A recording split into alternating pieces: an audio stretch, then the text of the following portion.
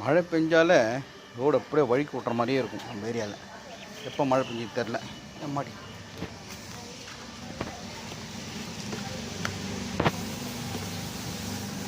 எத்தனை சாமி வந்தது.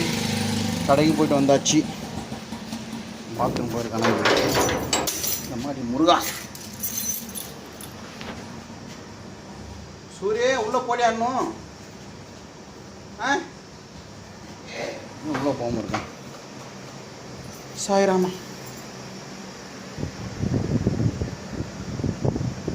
100 சாமிகள் இருந்தாலும் அம்மா உன்னை போலாகிடுமா. கோடி கோடியாய் கொடுத்தாலும் நீ தந்த அன்பு கிடைத்திடுமா. ரத்தத்தினாலுமே உன் தியாகத்துக்கீடாகுமா. நான் பட்ட கடன் தீர்ப்பேன் என்றால் ஓர் ஜென்மம் போதாதம்மா.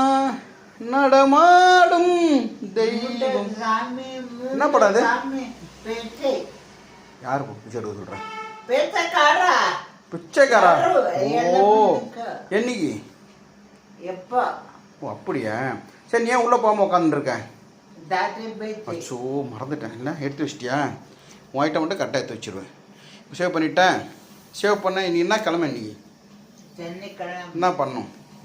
சனிக்கிழமை தப்ப மாட்டா. ஓ சரி, தப்பா கிச்சா டேட்டு. தப்பு. சரி, என்ன பண்ணும் இன்னைக்கு? சேவ் பண்ணும். சேவ் பண்ண எப்படி ஆகிடுவேன்? மாப்பிள்ளை ஆகிட்டா கையை காமி. எப்போ பொண்ணு வருதுன்னு பார்க்கலாம். பாருங்க, சுத்தமான ஒரு கை ரேகை. எந்தவித கஷ்டமும் குழப்பமும் இல்லாமல் மனசில் அமைதியும் நிம்மதியாக இருக்கக்கூடிய ராசிகள்.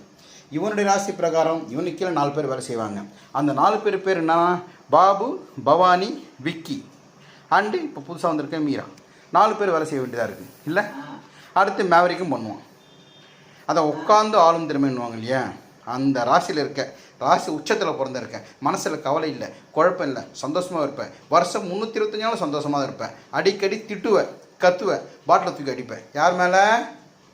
யார் மேலே? என் மேலே. அதான். ஏன்னா ஏமாந்தவன் நான் தான் வேலைக்காரன். இப்போ என்ன பண்ண உனக்கு?